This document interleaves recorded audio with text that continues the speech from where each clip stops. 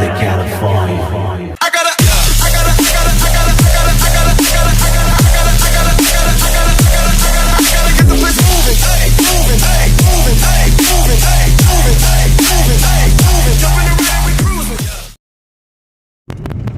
What's up, YouTube? It's me, the artisanmc, doing a pre-recorded for you.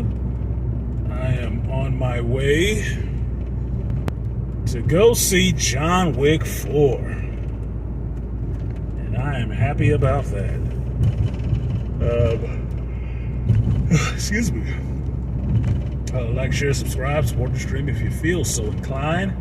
Got off a little later than I planned, and I had been excited all day, low key, because I knew today was, John Wick opening day, and I wanted to see it. So as soon as I left work, looked it up. Closest theater to me, do they have an IMAX showing? Yes, they do. I'm in there. So I'm going to go get me some dinner and then slot up in the movie and hopefully see John Wick beating the shit out of some people, because that would entertain me a lot. It would entertain me a lot. I already plan to see this movie multiple times. I plan to see it at least twice. I know that. I plan to see it at least twice. But the second time will just be, excuse me, shits and giggles in a sense. And this first time, I'm a little bit apprehensive that it may not be good. And it's not because I haven't liked the last three movies. It's because I've been on media blackout with John Wick 4. And people have already done, their reviews, their reactions, because, they have access to see it early. I didn't get that, so I'm not watching that shit. And then people have been publishing articles about, Rotten Tomatoes and stuff like that. Like I told you guys before, I don't listen to Rotten Tomatoes. I don't know who the hell they are. They don't know me, so they damn sure don't know my taste. So I don't listen to them. But I did see the byline. I didn't understand what it meant necessarily, because I don't use Rotten Tomatoes. I don't know if a high tomato meter is bad or good. I don't know. It doesn't make any sense to me. But I know I was going to see this movie, and I don't want that experience. Excuse me. I don't want that experience sullied, in a sense. Which is probably why there's not a lot of people here. Good. It's early. I'm getting to see the movie before 7 o'clock, so that's awesome. That means I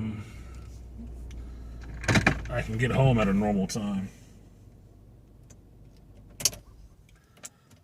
But that's it for the most part. I've been a fan of the John Wick series since I saw the first movie and really realized they did something different and special. And the John Wick movie came out the same year as the Equalizer movie. And for me, it was a shift in a protagonist that was,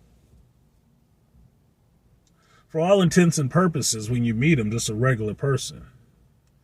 Until situations and events and people aggravated that part of them that they had put to sleep, in a sense. They just put it away and woke up something they were not equipped to deal with. And it feeds into the idea that I have about people, is that everybody is crazy. And because you never know who you're dealing with out in the world, you should err on the side of caution and treat everybody a bit respectfully, right? If you think about the Equalizer, Robert McCall was very respectful. Even when he went to the Russian and offered him money for the girl to be free so she didn't have to be out there prostituting no more. He is very respectful. What the Russian did was very disrespectful because he let his position and his power dictate how he dealt with people, which was not respectfully. So he talked to him crazy. But what happened? He ended up dying. And the dude that killed him ended up telling him, look, you're going to die here on this floor over $1,500. Like, really? That's what you thought your life was worth. Okay, so when you get to John Wick, same deal. When Theo rolled up on him and liked his car and wanted to buy his car off of him, what was he acting on? Disrespect. He was really disrespectful in the way he dealt with that man. And even though he told him, no, it's not for sale, he got more disrespectful. Well, why? Because your daddy had power? That don't equate to you necessarily. But what happened? They went in there and did some really grimy shit because they just figured they could and ended up getting that whole organization killed in a day. About one man, one dog, and one car. And the son's disrespectful attitude. It didn't go good for none of them after that. But what you saw in both of those movies, Equalizer and John Wick, was normal people who were living, trying to go ahead and live a normal life. You never know who you fucking with. You never know. That's why you should err on the side of caution. Because somebody told me, or I learned it before, is that rudeness is a weak person's imitation of strength. Because people who are really strong, capable, and know what they can do to people, don't need to be rude. They don't need to be. They'll usually be very respectful because they don't want to have to do to you what they know they can do to you. Rude people don't think like that. They're trying to put up all that bluster that the idea is that they could do something to you, so don't try them. Those people usually get tried the most. If people feel like dealing with that shit. Right? So I've always liked that John Wick character for that reason. It was not a fight that he just wanted to get into. It's a fight that was brought to him, and he just had a little bit more determination and skills than they were prepared to know and ready to deal with. And that's why I've always liked that character. And as the character has evolved through every subsequent iteration of the character in every movie, you've seen more into the world that he's come from and the reputation he has within that world that is well earned. It was not, oh, it was my daddy. It wasn't none of that. He earned that reputation that he has and is known. And from his actions in every movie, you see that reputation only grows. Only grows. So as the movies have gone on, you've had a greater and greater look into that world, and that world is interesting to me. As soon as John Wick 3 ended, I wanted to see number 4. I want to see the stuff with this high table. I got to know what's going on with this high table, because that's fascinating to me. How you can keep crafting this world and expanding the story out from one point and just keep expanding it and keep growing. I thought about this the other day. If they told me they were making a television show set in the John Wick world called The Continental, I would watch that show. I'd watch that show just to see what assassins showed up in there and maybe follow those assassins on an episode of what job they're doing. I'd watch that show. Even if it was set in the Continental, I'd watch that show. Why? It proves to be interesting. You can throw all kinds of things in there. You can go to all different types of continental hotels around the world. I would watch it. I'd watch it. I bet they can get 7 seasons out of something like that. Why the hell not? So I'm really interested to see this movie. I look forward to this next installment of this movie. And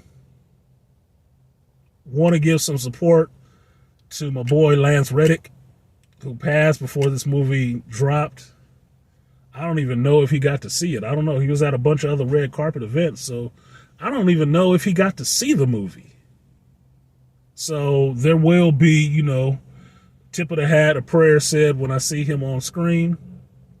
And going out to support my boy Keanu and Lawrence, because they always are very respectful dudes. I really like their manner, how they carried themselves, and how they addressed their cast member and friends passing. It was really respectful. I really appreciate that shit.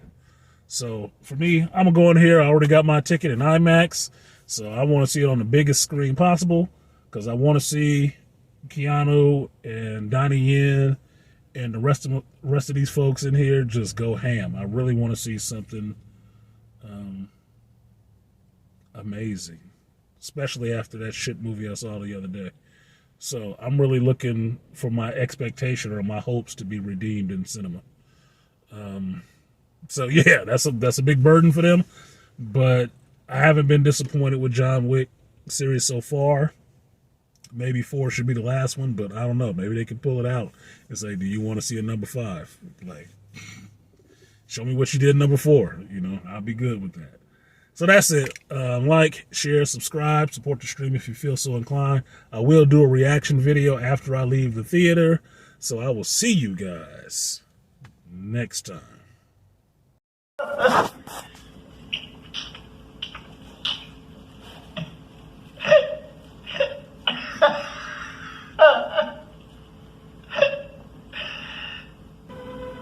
You want to tell it to me?